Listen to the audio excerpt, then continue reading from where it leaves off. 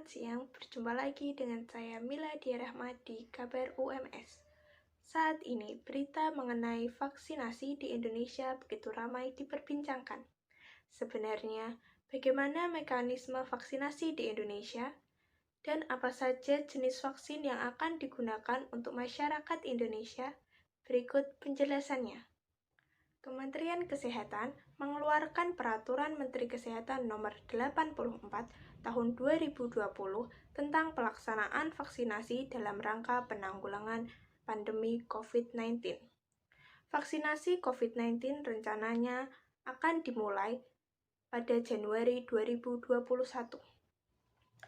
Vaksinasi massal merupakan program yang direncanakan oleh Kementerian Kesehatan untuk periode Januari 2021 hingga 2022, yang artinya vaksinasi massal akan dilakukan selama 2 tahun untuk seluruh masyarakat Indonesia secara gratis. Pemerintah mentargetkan 180 juta dosis vaksin dengan jumlah kebutuhan vaksin COVID-19 untuk membentuk kekebalan kelompok atau herd immunity adalah 181,5 juta jiwa.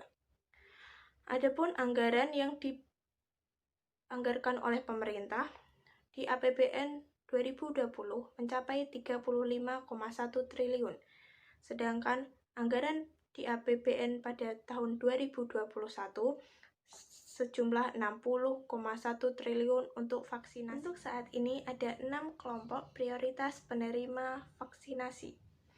Yang pertama adalah tenaga kesehatan, TNI atau Polri, dan petugas pelayanan publik. Yang kedua adalah tokoh masyarakat, pelaku ekonomi, dan perangkat daerah. Yang ketiga adalah tenaga pendidik. Yang keempat adalah aparatur kementerian atau lembaga dan anggota legislatif. Yang kelima adalah masyarakat rentan. Dan yang keenam adalah masyarakat sipil. Lalu, jenis vaksin apa saja yang akan digunakan? Berikut adalah vaksin-vaksin yang akan digunakan untuk program vaksinasi di Indonesia. Yang pertama adalah Sinovac, yang berasal dari Tiongkok. Yang kedua adalah Novavax, yang berasal dari Kanada. Yang ketiga adalah vaksin Lovax atau Gavi, yang berasal dari WHO. Yang keempat adalah AstraZeneca, yang berasal dari Inggris. Dan yang terakhir adalah Pfizer atau BioNTech yang merupakan vaksin hasil kerjasama antara US dan Jerman. Untuk pelaksanaannya, periode vaksinasi dibagi menjadi 2 gelombang.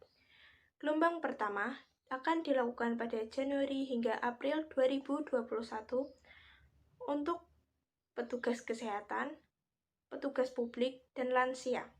Sedangkan untuk gelombang kedua akan dilakukan pada April 2021 hingga Maret 2022 untuk masyarakat rentan yang tinggal di daerah yang terpapar COVID-19 yaitu zona merah maupun kuning, dan masyarakat lainnya seperti saya maupun Anda. Walaupun vaksinasi sudah mulai dilakukan, kita harus selalu menjaga kesehatan dan tetap mematuhi protokol kesehatan.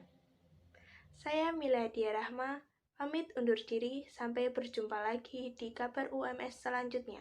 Selamat siang, selamat beraktivitas.